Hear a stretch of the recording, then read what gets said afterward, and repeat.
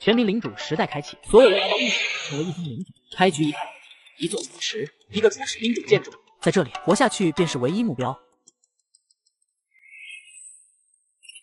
欢迎各位来到原初大陆，这是一场属于万界种族的争霸赛。在这里，你们可以依靠兵种发展自己的实力，来掠夺大陆上的无尽资源。当成为最强领主之时，你们或许会得到想要的一切。原初大陆领主，我这是穿越了，不过貌似这穿越的人还不少，看来我得抓紧时间建立自己的领地了。系统建立领地。我话落下，只见我前方不远，一个大约30余升起，城池的中心伫立着一座巨大的仙魔雕像，在雕像的面前是一个直径5米的白玉池。仙魔转生池，唯一兵种召唤建筑，等级1级，每天可以转生2名黄级仙魔。当前仙魔转生池能量充沛，是否转生仙魔兵种？卧槽，仙魔转生池还是唯一的，貌似有点屌啊！转生，马上转生！我话音落下，只见白玉池的池水忽然剧烈旋转起来，2个金色光团落地之后，瞬间炸裂开来。下一刻，2名身穿铠甲的战士出现在我的面前。主人，只是黄级战兵便拥有4阶的力量，若是日后转生玄级、地级乃至统帅和仙魔之王，到那时我想获得永生不死的能力还会远吗？我正想着，突然间系统声音响起。各位领主，从现在起，你们将获得9天的新手保护期。在保护期之内，你的领地将处于无敌状态，外围的阵法保护罩将为你阻挡一切危险。9天之后，保护罩将自动消弭，届时你和你的领地将迎来第一次危机。深渊魔兽潮将会席卷大陆上的每一块领地，如果领地之心被兽潮摧毁，你将失去争霸万族的机会，同时你的生命也会立刻消亡。我目光一凝，抬起头看向天空。只见一层淡蓝色的保护罩，保护罩上不时地闪烁着晶莹的光芒，看起来玄妙无比。这么说来，在这9天之内，我要赶快发展兵种，才能抵抗兽潮。想到这里，我将目光看向了身前的2名战兵。以后你就叫仙1吧，你叫仙2。谢主人赐名，属下愿为主人铲除一切障碍，即使牺牲，属下也能真灵不灭，通过转生池护持真灵再度重生。重生，没想到这仙魔转生池竟有这特殊功能。既然如此，那你们便出城去吧，清扫掉领地周围的魔兽威胁。属下的令。我话音落下，只见仙1、仙2瞬间化作2道流光飞了出去，随后我便打开了世界交流。但说好的公平公正呢？为什么老子兵种是一只2哈，成年之后也才2阶？这不是坑爹吗？哈哈哈！我的兵种是冰霜巨龙，强悍无比，开局就是2阶，成年之后更是7阶，我才是真正的天之骄子。呵呵，冰霜巨龙算个屁！我的初始兵种乃是精灵族，天空大地与丛林都是我的领地，召唤出来的初始状态便是3阶。牛逼，竟然是精灵一族，开局就13阶，这也太厉害了吧！大佬，求个大腿呀！精灵族都能算是顶级兵种，那我的仙魔岂不是举世无敌了？本来想以普通人的身份相处，想不到我竟然是命运之子。就在我脑补各种画面的时候，被出现的信息给吸引住了注意力。救命啊！城池外面也太恐怖了吧！千万不要离开城池啊！外面实在太危险了。我派出去搜寻资源的狼人兄弟，刚出门就被外面的魔兽给吃了。特么的，天上更危险！我的冰霜巨龙刚刚被一头长得像大雕一样的魔兽给撕掉了翅膀。这个世界果然充满了危险，也不知道仙1、仙2怎么样了。全民领主第1天，为了防止9天后的兽潮，我派仙1、仙2前往领地周围清扫危险。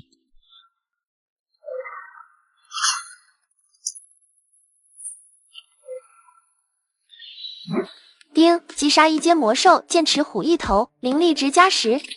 随着系统响起，四周逐渐闪烁着各种光亮，随后这些光亮缓缓融入，涌进了我体内。看来只要击杀魔兽，就能够得到灵力的奖励。不过这魔兽貌似也不强啊。就在我思索之时，城外森林当中，一头通体赤红、额头之上带着金色纹络的巨大猛虎缓缓从一旁走过。丁，击杀1阶巅峰魔兽，剑齿虎王1头，灵力值加30，灵石加1。牛逼，这些魔兵种果然牛逼！凭借这种强大的兵种，相信很快我就能脱胎换骨。就在这时，仙1、仙2拖着几头巨大的虎尸飞入了城。主人，发现魔兽尸体，是否进行采集？采集。采集成功，获得虎肉30单位，不完整虎皮5张，尖锐的虎牙1对，仙魔石2颗。这便是仙魔石吗？我记得兵种建筑升级需要100颗仙魔石，外加1颗黄金。照这样下去，我很快便能升级建筑。随后，我将仙魔石以及那堆虎肉跟虎皮收了起来，继续去领地外面狩猎吧，尽快将领地周围的危险都清除掉，然后把魔兽的尸体和掉落的物品都带回来。遵命，主人。得了命令之后，仙1、仙2快速朝领地外掠去。没一会儿的功夫，我就收到了接连不断的击杀提示声。随后，我看向眼前的这座茅草屋。初级领地未命名，升级需求2000单位木材，1000单位石头。未命名吗？系统领地命名，仙魔领地。丁，万族交易平台已开启，所有领主可以开始通过交易平台进行交易，互通有无。交易平台开启了。听到这个提示，我顿时打开系统面板，却只发现交易平台里空空如也。随后，我点开世界聊天频道，只见一条条求购食物的信息划过。求购食物，求购食物，求购食物，重要的事情要说3遍。我可以用20单位的木材来换取2单位的食物。你这太抠门了，哪个大佬有食物愿意出售？我愿意用15单位的木材换1单位的食物。食料，有大佬需要食料吗？我愿意用10单位的食料换取1单位食物。没想到食物这么珍贵，看来我可以趁机当个商人啊，这样很多资源就不用我自己弄了。想到这里，我直接在交易平台上面发布交易信息，仅仅10秒钟，我上家的食物就被抢购一空，随之而来的便是600单位木材和400单位石料。果然，没有人用仙魔石来换食物，反而都是石料跟木材。以后这些基础物资便直接通过交易来获得吧，兵种就以升级为主。与此同时，世界交流频道之中却是一片哀嚎。都是一群疯子吧！10秒不到啊，40单位的食物就没了。干！老子单身30年的手速竟然没抢到。大佬还有没有食物啊？我愿意用1吨黄金来兑换。呵呵，这里可是原初大陆，黄金跟钻石有屁用啊！全民领主第一天，当别人还在为获取资而困扰时，我已成功用魔兽肉换取到了大量的基础物品，并多出外号“无耻奸商”。丁，领地已满足升级条件，是否升级仙魔领地？是。下一刻，一道金光从天而降，笼罩在仙魔领地上。几个呼吸过后，金光散去，只见原本树屋模样大变。丁，领地成功升至中级领地，领地范围半径扩张至1000米，城池防御力增强3倍，知名度大幅度提升。什么玩意？这就没了？第一个升级的不应该爆装备、发福利什么的吗？这怎么都没有呢？与此同时，领地外的仙1、仙2身上散发金光，晋升到。很快，领地中便堆积了各种各样的魔兽尸体。对于这些尸体，我一一采集分层，一股脑丢进仓库，留够自己吃的食物，其余则是纷纷上架交易平台。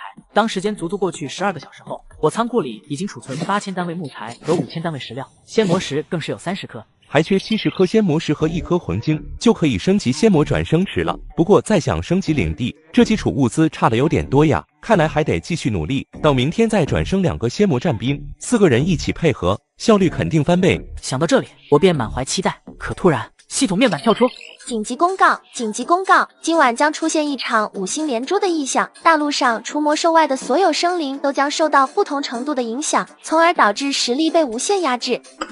特么的，兵种实力被压制，魔兽居然不受影响，这不是完人吗？谁说不是呢？我这兵种在前期就是个弱鸡，现在还要被无限压制，根本没时间发育。哈哈哈！我召唤出来的可是狂暴金刚，这点狂暴力量影响对我来说就是洒水了。哈哈，宁愿相信世界有鬼，也不会相信楼上那张破嘴。有本事你现在带着你的狂暴金刚走出去给老子看看。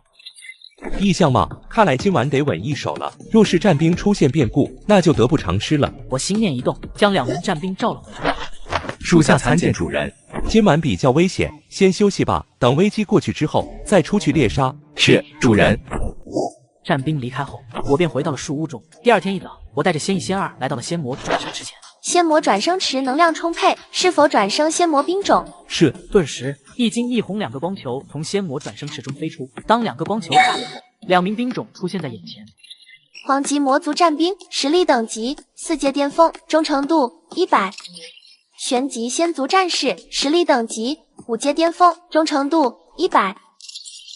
属下参见主人。起来吧，今后你叫魔一，你叫仙梦儿，从今天起你就是他们几个的队长了，带着他们去领地外狩猎，并负责保护好他们。遵命主人。随后，仙妹儿便带着战士们飞出领地，开始狩猎魔兽。现在拥有了4个仙魔兵种，想必领地周围的魔兽很快便能被清扫干净。看着兵种渐渐远去，我转过身回到屋内，刚打开世界聊天频道，便被其中内容吸引。我和我的兵种终于吃饱了，感谢锦轩仙子。红豆上，我正在做烤肉。有了锦轩仙子按照市价还购的食物后，妈妈再也不用担心我饿肚子了。仙子，我爱你，就像老鼠爱大米。我同意楼上，当我以正常市价换取食物之后，我体会到了阡陌奸商的无耻。没错，抵制奸商，抵制一切哄抬市价的行为。我为市价证明。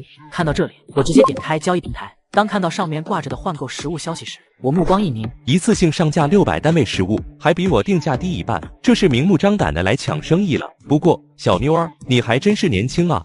全民领主第2天，由于仙梦和魔翼的加入，我很快便集齐了100颗仙魔石。至于剩余食物，我则是纷纷上架交易平台。卧槽，没想到这阡陌大奸商还是一如既往的无耻啊！是啊，而且我严重怀疑阡陌大佬的心是黢黑的。这还用怀疑吗？这是肯定加一定啊！举报无耻奸商！有没有人一起在线召唤盟友？算我一个，我正在流着泪品尝阡陌大佬提供的鲜美鹿肉。真香！擦，楼上要点脸行吗？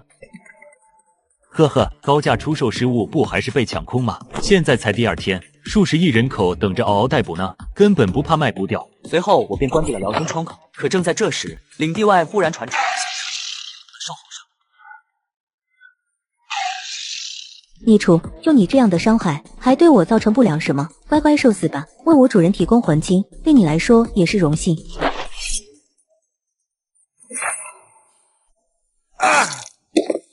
下一刻，只见3头魔狮大吼一声，扭身飞速向草原深处跑去。孽畜，还想跑？主人就等着这个魂金用呢，你岂能跑得掉？话音落下，只见仙剑3头魔狮的水大脑袋应声而落，庞大的身体轰倒地。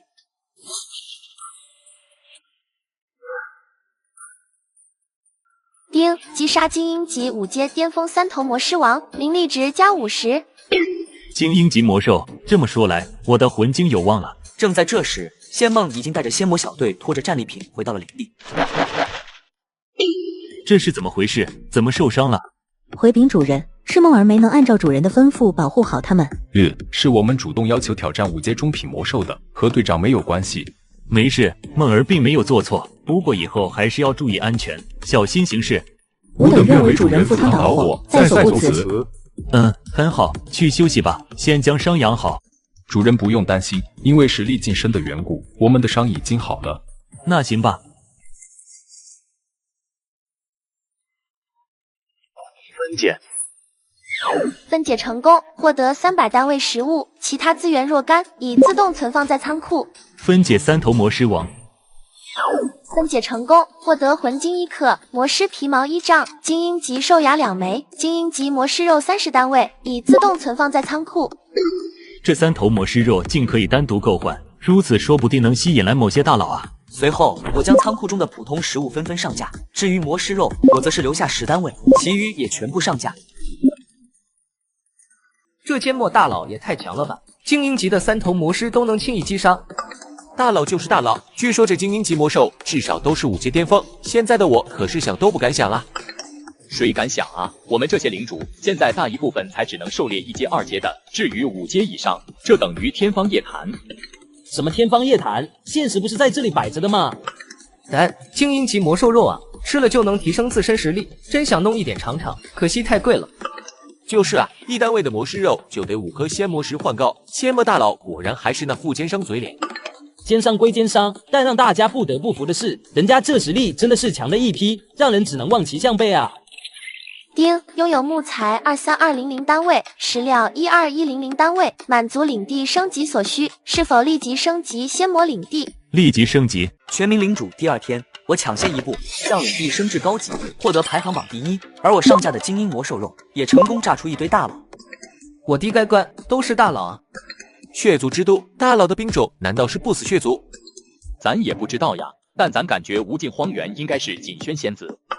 管他呢，这些大佬一看都是顶级兵种，咱们只有仰望的份。是呀，这出手也是真阔绰，这下阡陌大佬的兵种建筑又能升级了。阡陌大大实力越强越奸商。血族之都修罗领地亡灵之家，看来这些人便是日后需要对抗的对手了。不过一步先，步步先，等明天将兵种建筑升级，仙魔战队也会再次扩大。我挥了挥手，切换到了个人信息，仔细研究了一下，我便关闭了系统面板。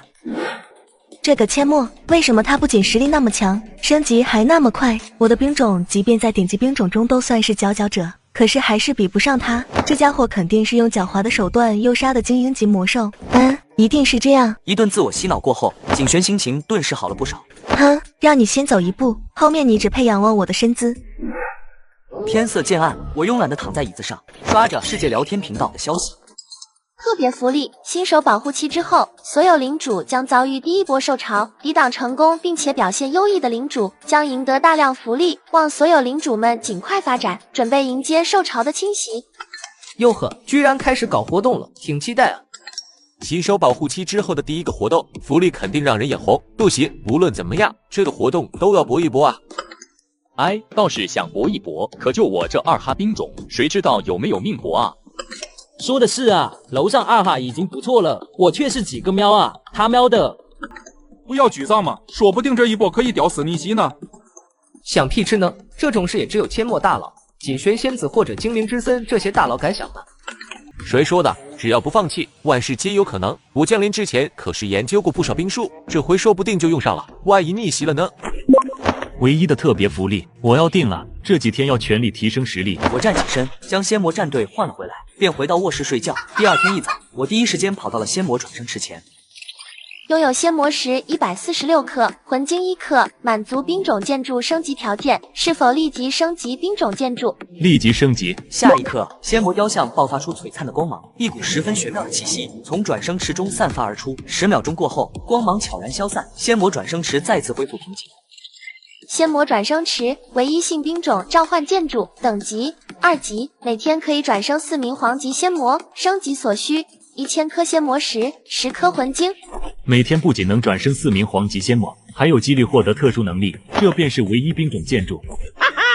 系统转生兵种。话音落下，4个光团从仙魔转生池飞出，下一刻，3个魔族战兵和1个仙族战兵出现在我面前。不错。就在这时，本在外狩猎的仙梦突然飞回我的身边。禀报主人，属下在领地边缘发现了一些奇特的足迹，看起来并非魔兽。详细说说看。那些足迹看起来很大，不像是普通人类，与人类的脚印也略有不同，似乎只有4根脚趾。另外，这些足迹有许多，不过我并未看到是什么生物留下的。我低头思索片刻，随后看向仙梦，先多多留意吧，顺便也将这4名兵种一起带走。还是那句话，保护好他们，同时也要让他们尽快晋升。遵命，主人。梦儿定不会让主人失望。仙梦恭敬行礼后，便带着刚转生出来的4名战兵飞出领地。不一会，我便收到了一条提示声：丁，击杀2阶蛮牛1头，灵力值+2。丁，击杀3阶蛮牛1头，灵力值+3。丁，击杀4阶魔熊2头，灵力值+8。不错呀，仙魔战队猎杀魔兽的效率比昨天更快了。天灾末日席卷而起，全民被赐予灵人之权，降临异界，想要活下去，就必须与万众进行争霸。领主求生第4天，仙梦外出狩猎，意外发现本土势力踪迹，不曾想对面已集结大军，准备进攻领地。托伦必胜，兽人必胜，邪神必将席卷原初。出兵。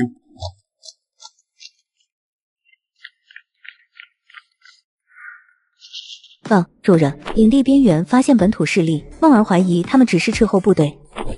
把具体情况说一说。我等在狩猎时，发现不远处有7个长着狼头，却有着人类身体的奇特生物。狼头人不应该是牛头人吗？梦儿也不清楚，不过他们实力普遍在4级左右，而且在察觉到我们之后，便都匆匆离去。因为不明具体情况，所以便没有追击他们。听完仙梦的话，我低头沉思。来者不善，善者不来，时刻留意他们动向，晚上安排巡逻，随时防止有人侵犯领地。遵命，主人。风雨欲来呀！系统转生兵种。下一刻，2精灵从仙魔转生池中飞出，光束炸开，4名兵种出现在眼前。旋级辅助系仙族战士，实力等级7阶中品，忠诚度100。竟然是辅助系的特殊仙魔，我这运气绝了呀！这下仙魔战队的实力将再次大幅度提升。以后你就叫仙景儿吧，你任仙魔战队的队长，负责对队员们进行辅助加持。仙梦儿，你就做副队长吧，负责带领仙魔战队进行战斗。遵命，主人。就在这时，一声狼吼响彻整个领地，只见领地外围数千狼头人军队正。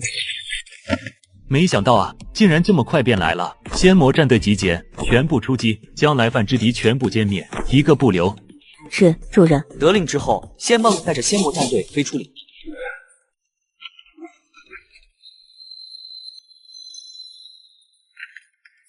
胆敢进犯无辜的一道巨大的金芒，数十个狼头人瞬时葬身在金芒之下。主人有令，杀光进犯者，一个不留，杀！声音落下，一波又一波狼头人。仅10多分钟的时间，上千狼头人便只剩下不到200。先知进化术。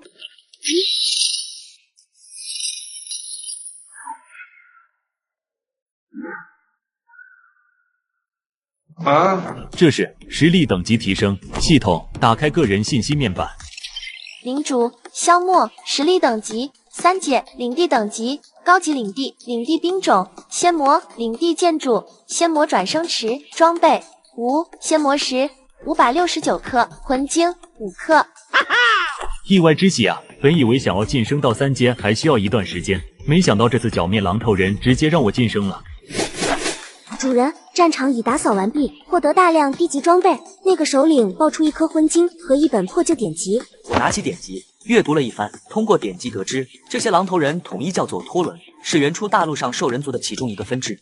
托伦族族长莱恩血体，梦儿、晴儿外出狩猎时多留意托伦族的踪迹，搞清楚他们部落在哪里，调查清楚他们的实力。如果实力不如我们，就直接灭了他们。遵命，主人。领命之后，仙梦儿和仙晴儿便带着仙魔战队继续外出狩猎。而正在这时，好友消息中弹出一条消息，吸引了我的注意力。阡陌大大，我这里发现了大量铁晶，很多很多哦。我想和大大换购食物，人家可以让你开高价哦。通过我的好友吧。铁晶可是属于更高一级的资源，自己现在虽然领地实力很强，可是照样不知道怎么才能获得铁晶。不过，这位领主所说的大量铁晶，看样子并不像作假。通过。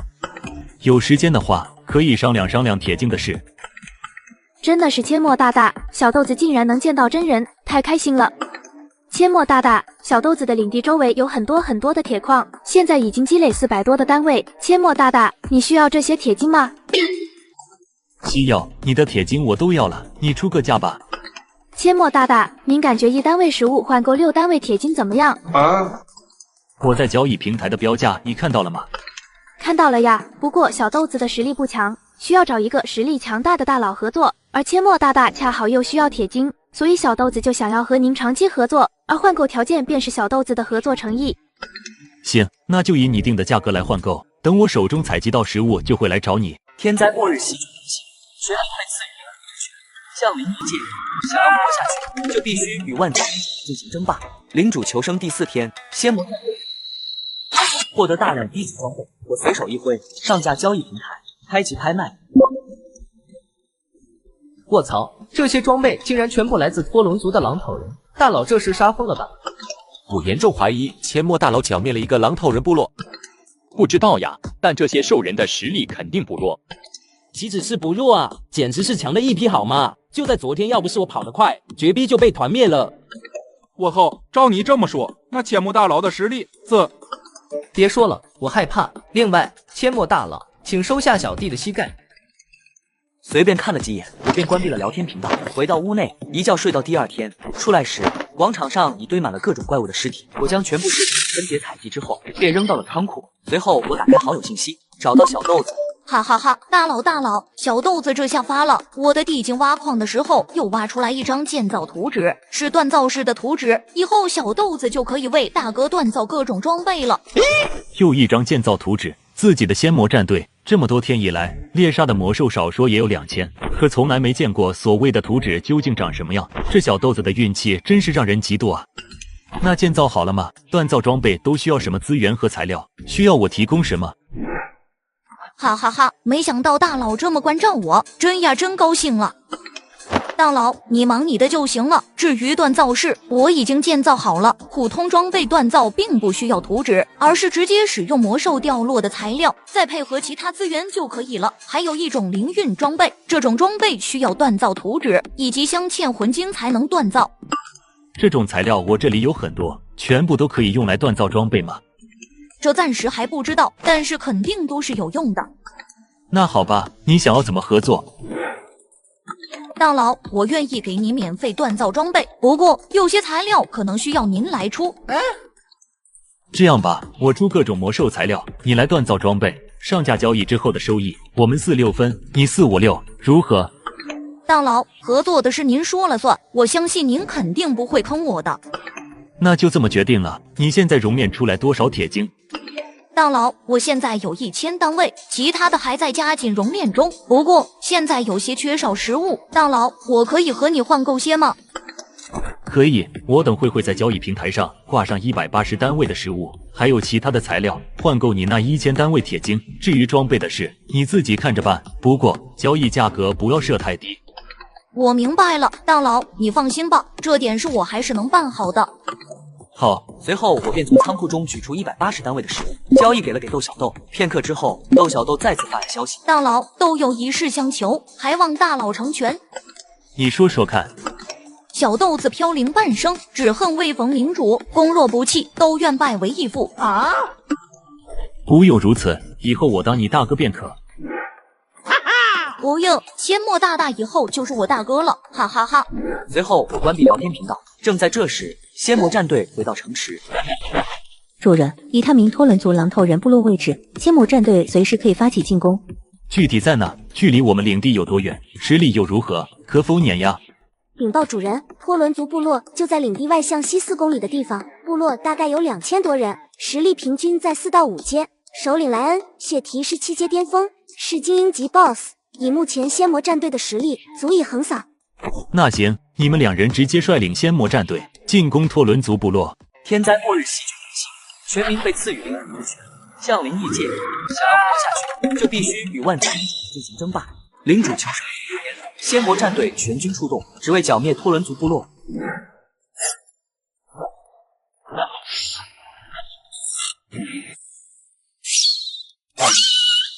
主人有令，歼灭托伦族狼头人部落，斩草除根，一个不留。话音落下，狼头人部落。而这时，一名狼头人战士焦急地吹响号角，向整个部落示警。不多时，部落中所有狼头人战士纷纷集结，而队伍最前方，赫然是托伦族部落首领莱恩血提。丑陋嗜杀的种族，胆敢主动进攻我主领地，你们已有取死之道。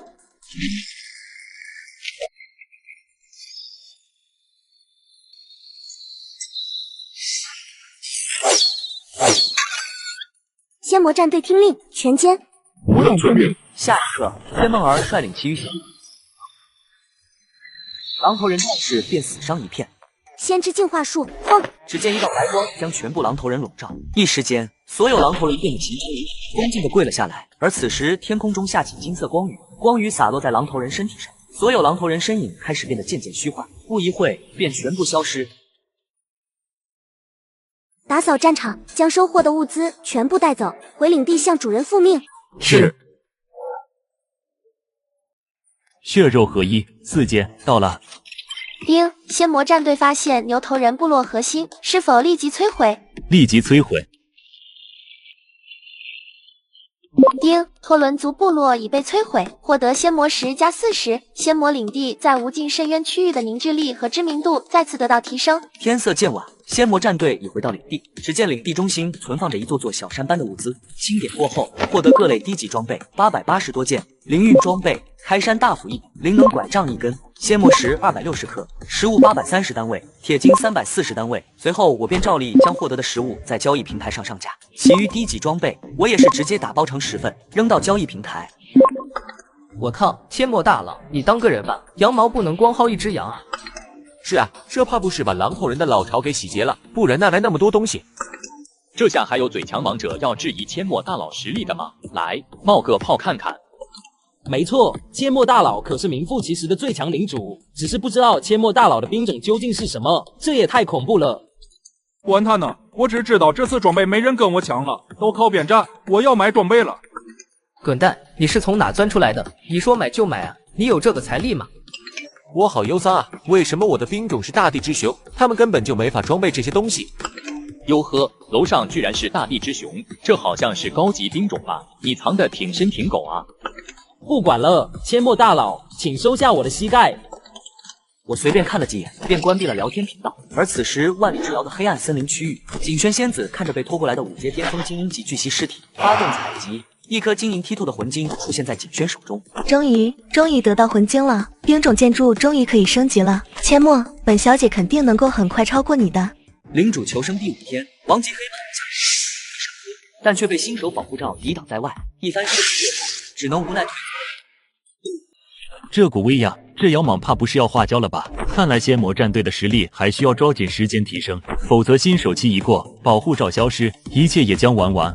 无主不必过于担忧，只是区石阶小蛇罢了。等我和梦提升到10阶，这种小蛇只手可灭。我低头沉思片刻，看向仙晴。你说的不错，不过还是要万事小心，抓紧带着仙魔战队提升实力。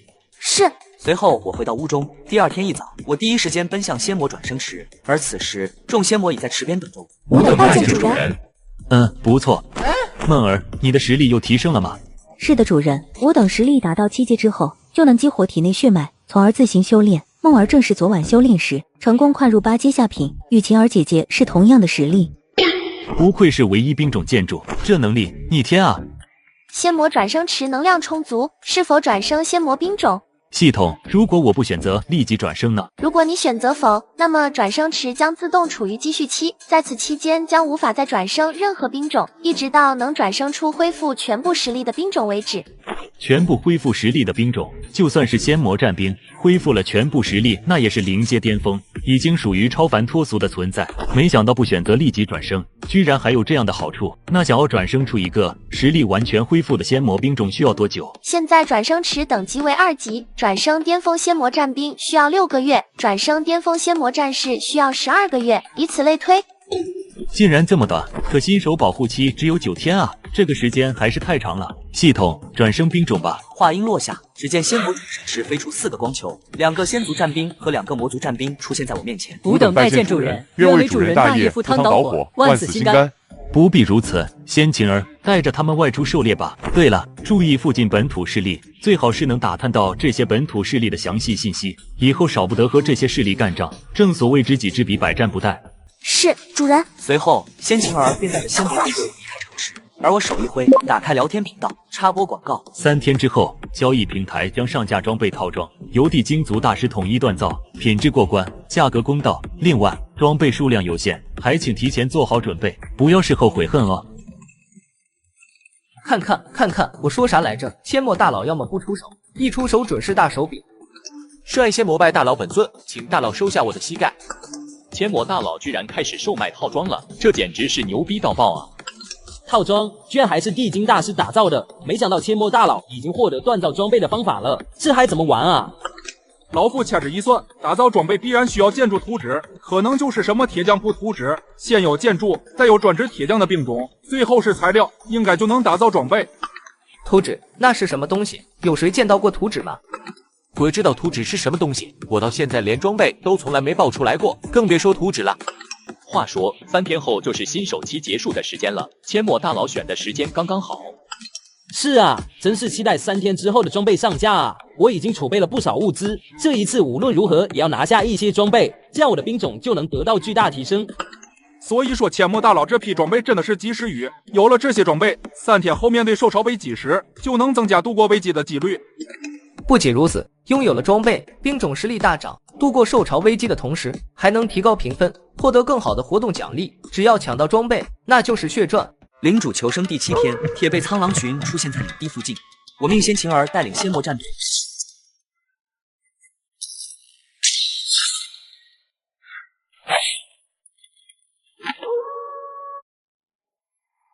先知束缚术。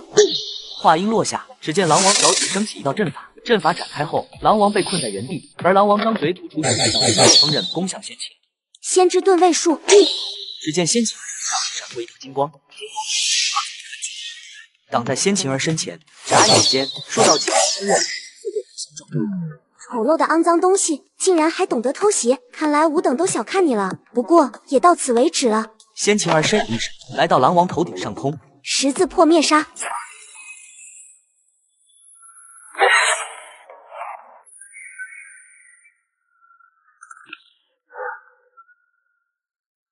5阶了，看样子仙魔战队是已经斩杀了那头统领级狼王，这次还真是让人惊喜啊！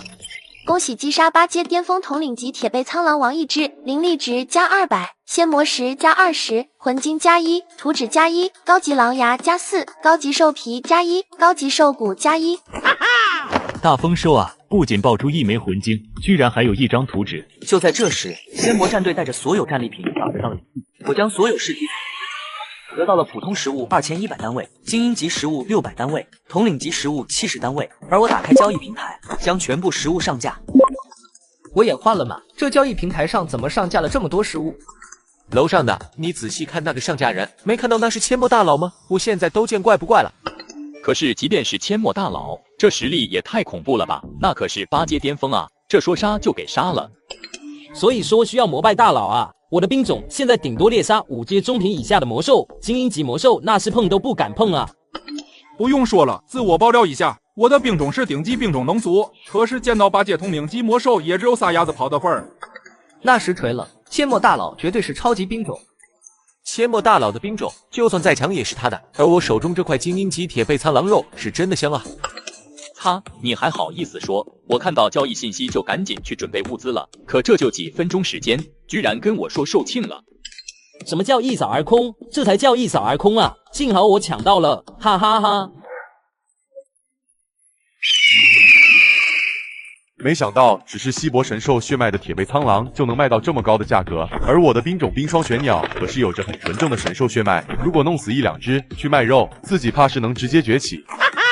而这时，那帮玄鸟纷纷停下动作，看向青年，那一双双小眼睛中充满了浓浓的威胁意味。丁，你的兵种忠诚度下降到71点，请及时提升兵种忠诚度。啊！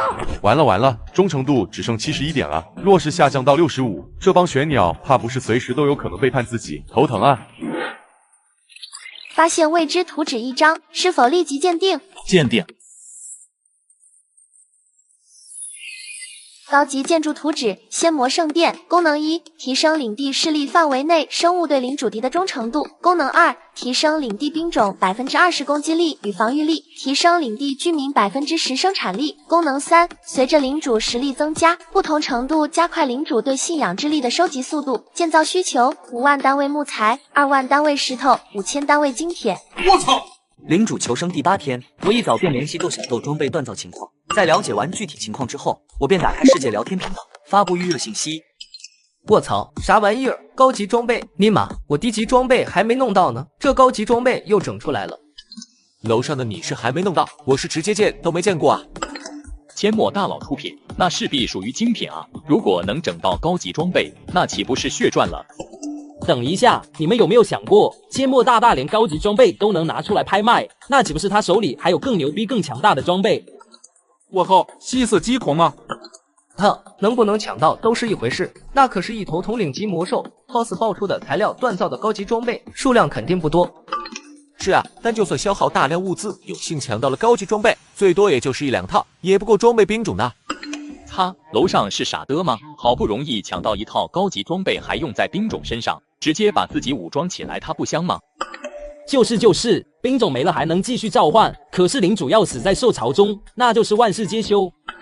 在这七想八想有毛用啊？还不如赶紧抓紧收集铁晶，这玩意可不好找啊！不错，照现在这情形，明天的高级装备拍卖必将十分火爆啊！我随意看了看，便关闭了聊天频道。而此时，领地南方的大山中，仙一却被几个士兵人类拦住了去路。我靠，会飞的7阶人形生物，这肯定能爆不少好东西啊！铁血佣兵团的战士们，给我干他！快，尽量抓活的！这东西和人类的长相一模一样，一定是特殊的本土生物。这要是整到交易平台上，一定能大赚一笔。大胆狂徒，吾乃主人麾下使者，胆敢袭击吾，便是挑战主人尊严，然杀！仙兵灭杀剑人。瞬间，仙医手中的仙剑闪过一道白光，剑芒直至士兵身前，还未等士兵做出反应，便化成灰飞。而正在这时，草丛中箭矢射出，直奔仙医，而仙医却腾空而起，手中仙剑甩起剑花。先知瞬杀术。跑，得跑，赶紧逃命要紧！死道友不死贫道啊！兵种没有了，我还可以再召唤，可是我的命还要留着，为以后争霸做准备。我绝对不能死在这里。还好，命保住了。这么的，那到底是什么东西？怎么看着有些像天兵天将？不对，就是仙族。这人出大陆，居然真的有仙族，那么长生自然也是真的啦。而就在这时，一个惨令就往里小小之徒，无主必将惩罚于你，好好珍惜你剩下的日子吧。完了，你他娘的真没用！你回来就回来，还带回来一个那么强大的敌人，你知道吗？你就该和他们一样，全部都死在外面。丁，你的辱骂让兵种齐小6心灰意冷，忠诚度下降30点，目前忠诚度42点。全体集合，给我杀了他！他是一个叛徒，他背叛了领地，背叛了你们的主人，也背叛了你们，立即给我杀了他！兄弟们，今天大新闻！无尽深渊区域惊现特殊种族仙族，其实力低微，若能猎杀，必将获得丰厚奖励。大佬们，快行动起来！杀仙族，爆神装，机不可失，时不再来。若仙族士兵回归仙界，便再也没有如此良机。县族，难道仙族也要争霸原初大陆不成？楼上脑子瓦特了，仙界在9天之上，人家怎会在乎这所谓的争霸游戏？还别说，既然是万族争霸，仙族说不定也是万族之一啊。这也说不好，也有可能仙族是来监视万族争霸过程的。没想到仙魔战队竟然这么快便被无尽深渊区域的其他领主发现了，不过也无所谓，刚好来个杀鸡儆猴，给其他的领主们一个警戒。领主求生第9天，仙医外出狩猎，意外发现疑似本土势力的人形人物，在做完标记之后便回归领地，向我报告情况。主人，属下在对本土势力进行搜索时，在领地南方8公里处发现情况。仔细说说看。禀告主人，他们有着人形，却形似狮子。为了避免打草惊蛇，属下并未进一步探查。无妨，让仙晴儿直接带领仙魔战队前去清剿便可。是主人。除此之外，我还遭受到一群人类佣兵的袭击，将他们击杀后，我故意放掉一个，一路追踪到10公里外的一处领地，并将那里做了标记。领地的领主大概只有3阶的实力，其领地佣兵数量不到30个。只要主人下令，明日属下等人便可将那领地中的狂徒清扫干净。不急，既然有了标记，那驻领地就跑不了，早晚会被我们灭掉。对了，晴儿，新手保护期马上结束，你和梦儿要尽快提升到10阶，否则等新手保护期过去之后，那条黑蟒必定会再次来袭，到时仙魔领地的形势将变得岌岌可危。主人放心吧，我与梦儿定不会让主人失望。随后，仙晴儿带领仙魔战队，而我回到屋内，打开了世界聊天频道。第9天了，新手保护期马上就要消失了，我好紧张啊！岂止是紧张啊，我害怕我的领地被兽潮围攻。楼上害怕个嘚儿啊！我才是最担心的那个人。我的领地旁边就是一个巨大飞行魔兽的巢穴，第1天的时候我就被盯上了。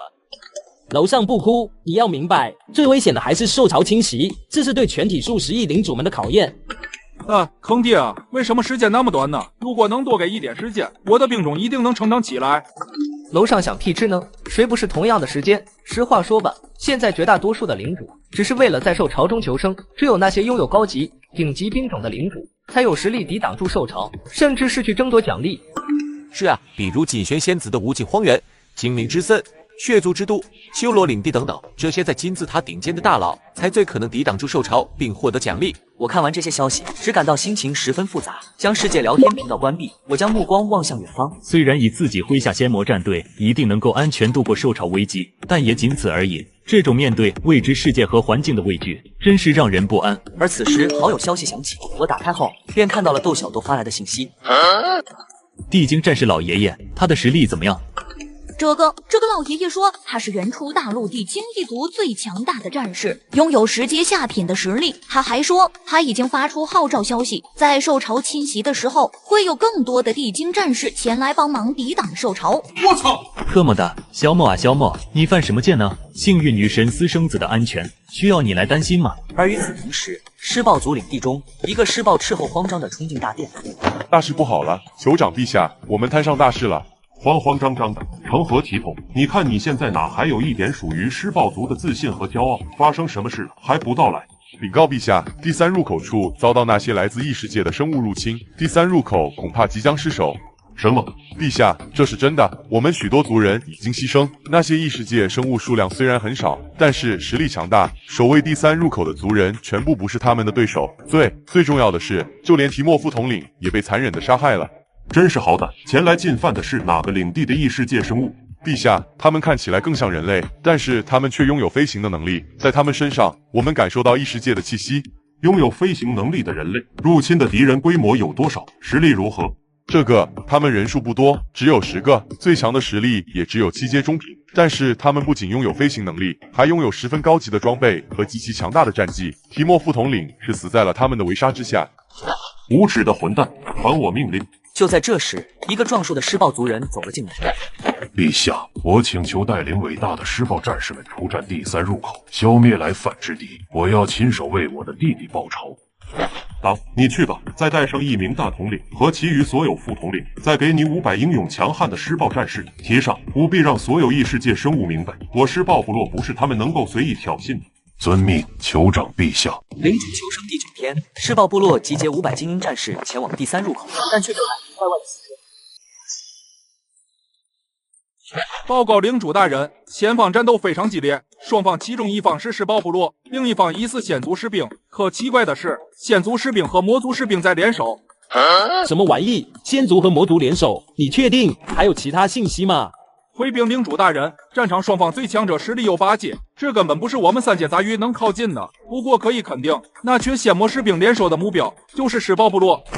我明白了，让所有佣兵撤离这片区域，越远越好。我们到其他地方去猎杀魔兽，采集资源，惹不起还躲不起嘛。遵命，领主大人。片刻之间，猥琐青年带领离开了这片区域。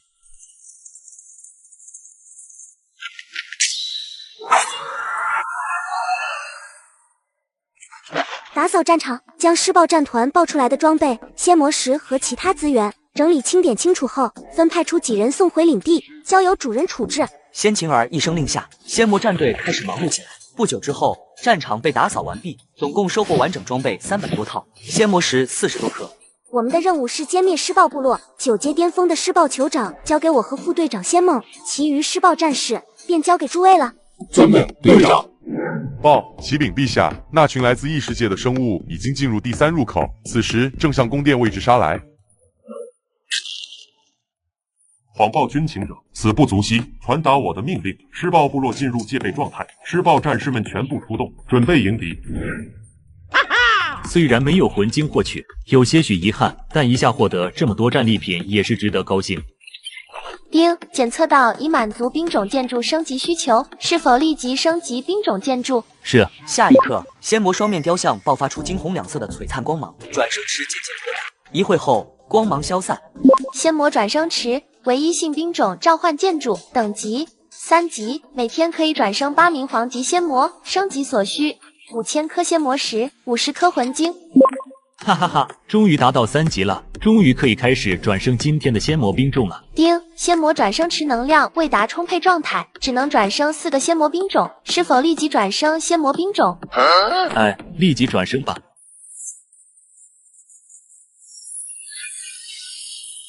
参见领主。地级魔族战将，实力等级9阶中品，忠诚度100。我操！地级战将，特么的，今天绝对是老子的幸运日，以后你就叫做魔战。待实力提升过后，便统领仙魔战队4处征战吧。多谢主人赐名，属下定不负主人所托，为主人大业而不懈努力。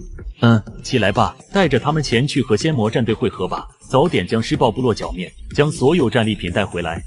遵命，伟大的主人。魔之盾咫尺千里。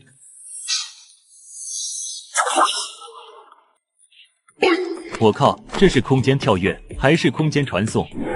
施暴族的战士们，为了对抗那些来自异世界的入侵者，我们只有誓死抵抗。我们要为守护家园而战。告诉我，你们愿意再次丢失灵魂，成为这些异世界生物口中信仰之人的奴隶吗？施暴战士誓不为奴，施暴战士誓不为奴。阻碍无主大业的罪恶之人，本将给你2个选择：臣服或者灭亡。好，骄傲伟大的施暴部落绝对不会向邪恶的入侵者臣服。来吧，但求一战。和本将一战，你也配？魔之禁锢。只见魔战手中一道漆黑魔物飞出，冯莫斯还未来得及反应，全身便被缠绕，动弹不得。魔焰是魂杀。下一刻，一缕漆黑魔焰落在冯莫斯身上，凄厉的惨叫声几乎响彻整个施暴部落。这便是战将级别的实力吗？这实力真是强大如斯。我以为你有多强，原来也不过如此。恐怕你连我的防御铠甲都破不开吧？是吗？既然如此，你的灵魂也一并斩杀吧。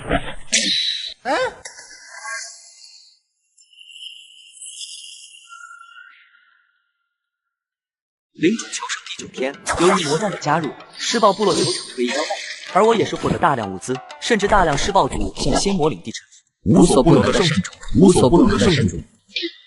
行了行了，都起来吧。我话落下，臣服的施暴族劳力们起身便离开了领地，而我打开交易平台，将所收获的物资全部上架。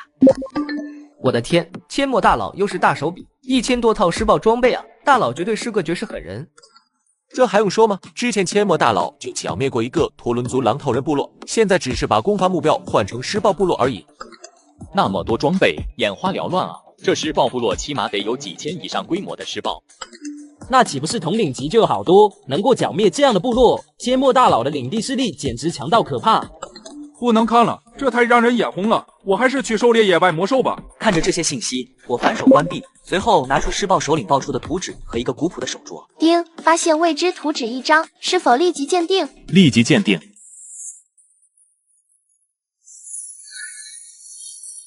种类：特殊图纸。功能：兵种进化。等级：低级。主要功能：可以帮助领地兵种实现初始阶位进化，提升成长潜力。猜到可能会不普通，没想到竟然这么不普通。看来我运气还是很好的，击杀了一个9阶巅峰领主级施暴酋长，居然收获了一张特殊图纸。丁，检测到未知装备古朴手镯1只，是否立即鉴定？立即鉴定。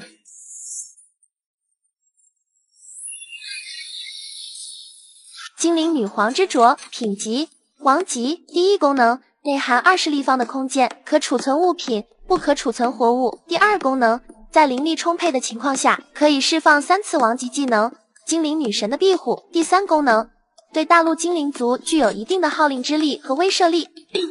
居然是一个王级装备，还是一件空间器，我运气真是绝了。时间流逝，夜幕降临，黑暗已将大地笼罩。此时的仙魔战队已返回领地。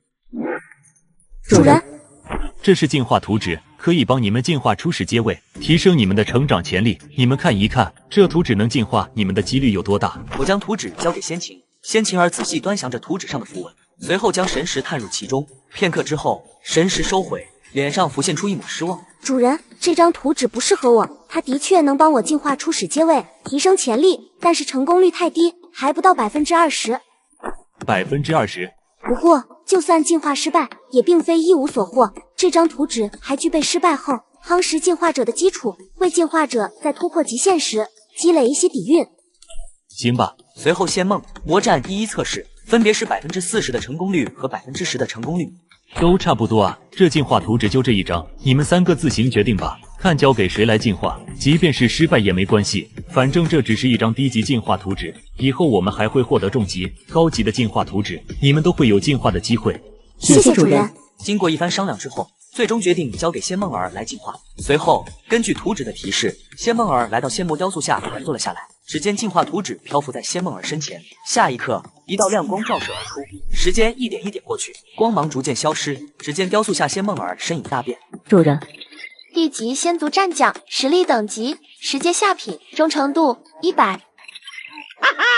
很好，如此一来，仙魔战队的实力更进一步。即便现在面对那条王级黑马，仙魔战队也足以将其击杀。你们也要继续努力，早日获得品级更高的图纸，便是你们进化的机会。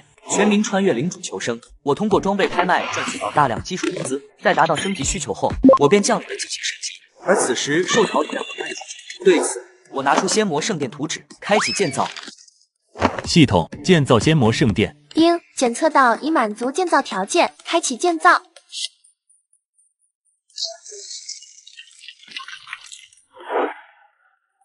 信仰主人者当永生不灭。这效果真变态呀！若在特定条件下，仙魔圣殿的价值将不下于一件神器。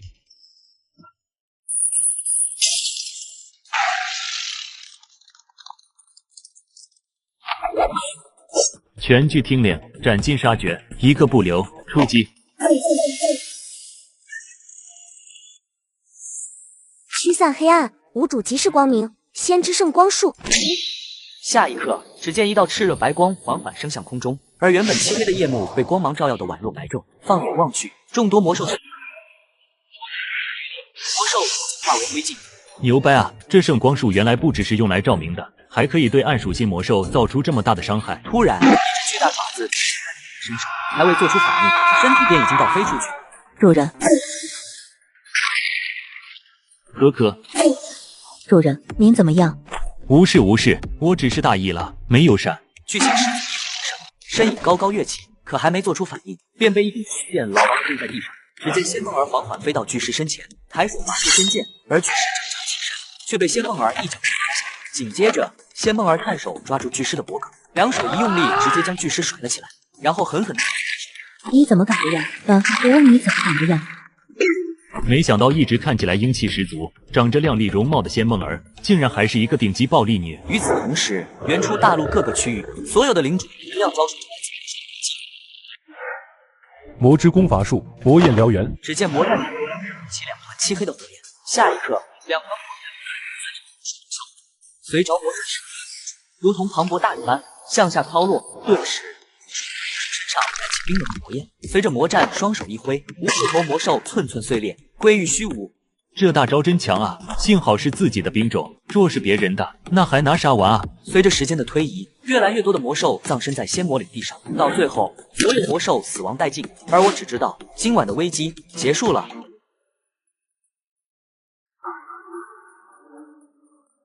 片刻后，战场打扫完毕，一大堆战利品摆放在我的面前，总共收获1300颗仙魔石、14颗魂晶，外加3张图纸。不错不错，一波富呀！这下直接凑齐了转生池升级所需的1/5。不过今晚最大的收获还是这3张图纸。丁，发现位置图纸，是否立即鉴定？是，立即鉴定。随后3道鉴定之光将图纸笼罩，不一会，鉴定之光消失，3张被鉴定完成的图纸出现在我面前。丁，低级建筑图纸，茅屋。丁，中级建造图纸，宽门宅院。丁，中级建造图纸，石质围墙。啊！这什么鬼？哈，3张没有1张是高级图纸。你就算没有高级图纸，你好歹来1张低级进化图纸之类的特殊图纸也行啊！我要这么多建筑图纸有毛用啊？抱怨完毕，我便回到屋内。一觉睡醒之后，我便打开了世界聊天频道。就第一晚就已经损失了我30多个兵种，以后怎么过啊？才损失30多个兵种算什么？我就还剩下4个6阶巅峰的兵种，几乎是全军覆没。不过人还能活着就已经不错了。没错，兵种没了还可以再召唤，可是人没了可就什么都白搭。我前段时间添加了一个好友，他的兵种是高级兵种羽人族，可是现在他已经陨落了。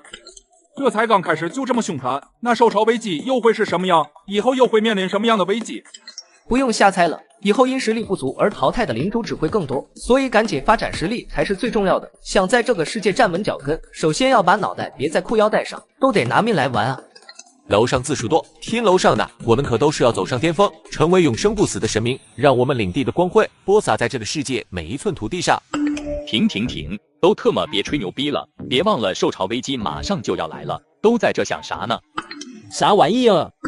呵，哪壶不开提哪壶，你怎么就那么没有眼力劲呢？你就不能把你的屁给憋回去吗？怎么那么爱说大实话呢？你让我多享受一会儿雄心燃烧的感觉，能死吗？哆嗦啊，兄弟，这心态瞬间崩了啊！全民穿越领主求生，我派遣仙魔战队前往猥琐青年领地报绝食潮，却被猥琐青年暴露仙魔兵种存在。兵，仙魔战队已将敌方领主击杀，并摧毁其领地之心。恭喜领主大人获得奖励：仙魔石加300，灵石加5，收获守城弩车图纸1张，收获敌方储存物资若干，知名度提升。没想到摧毁敌方领主的领地，收获竟然这么可观。不过我居然是第45个摧毁敌方领地的领主，看来这群夯货恐怕一大早就开始攻伐别人的领地了吧。吸收完系统消息，我便打开了世界聊天频道，而此时的聊天频道几乎所有的话题都直指我的兵种。如果阡陌大佬的兵种就是仙魔，那我们咋办？这不完全是开外挂吗？咋办？凉拌。曾有传说，那仙魔2族随便派出一个战士，就能横扫整个人间界，足以说明仙魔的实力有多强。无事，先不要慌。既然同是兵种，再强也不可能超出规则限制，否则我们不都成了阡陌大佬的陪练了吗？不错，我赞同楼上的说法。虽然现在看起来很像陪练，但我也感觉应该不会强过规则限制。没想到他的兵种竟然是仙魔，难怪他能始终领先，将所有领主远远甩在身后。与此同时，世界聊天频道中已闹翻了天，所有的话题都是在争论仙魔战队究竟是不是我的兵种。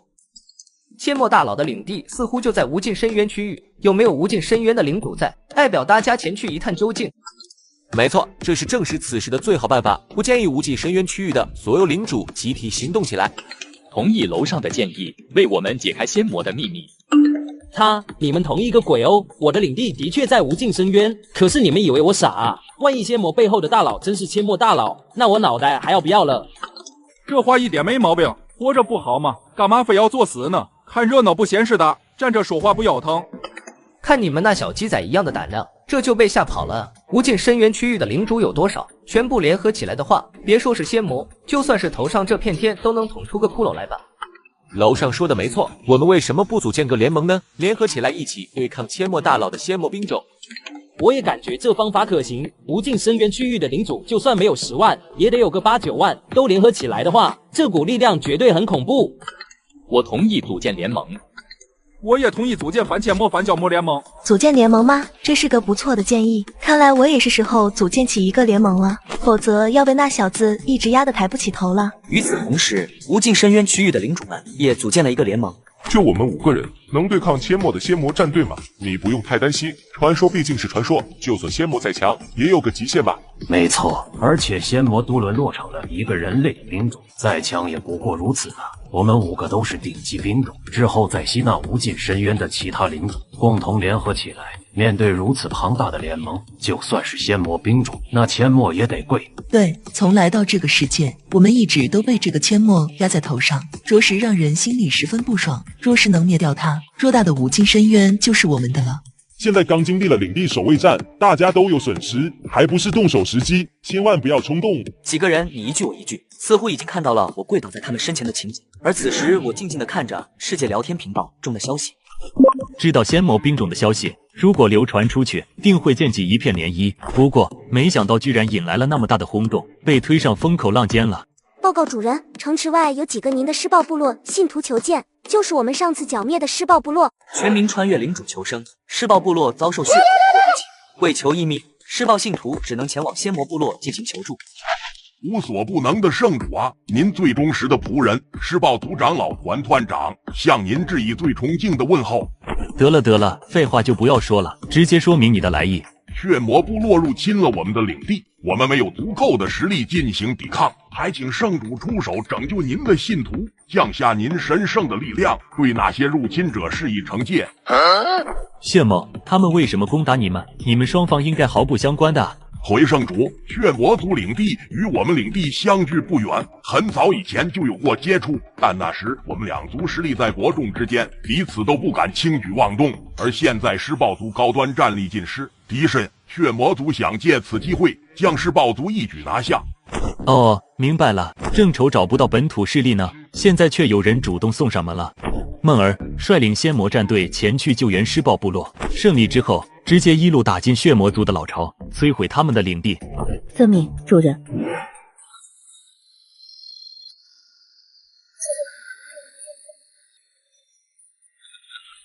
邪恶丑陋的种族竟胆敢觊觎无主领地，杀害无主信徒。今日吾等便代表无主扫清一切罪恶。该死，这群会飞的人类是从哪冒出来的？灰通灵，他们好像都是来自异世界的邪恶生物，不出意外是暴族，应该是背叛了大陆的无信仰之路，投靠了这群邪恶生物。该死，所有血魔族撤退，邪恶生物实力太强，撤回我们的领地，以后再找他们算账。邪恶种族胆敢入侵无主的信仰领地，还想活着回到你们的领地吗？魔焰光怒斩！只听一阵刺耳的剑鸣响起，一道如同跨越了空间般的电光瞬间在血魔群中横扫而过，顿时众多血魔被一群妖魂灰飞烟灭。而此时魔战双无数黑色火苗自血魔身上燃起，化作冰雕归于故里。感谢伟大的圣主，感谢伟大的圣主。无主有命，彻底扫除那帮邪恶的种族，便由你来为我们带路。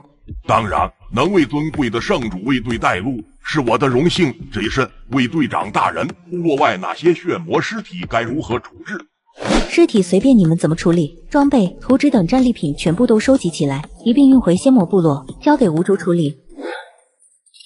鹰击杀血魔280只，获得仙魔石212颗，魂晶4颗，装备以及灵力值若干。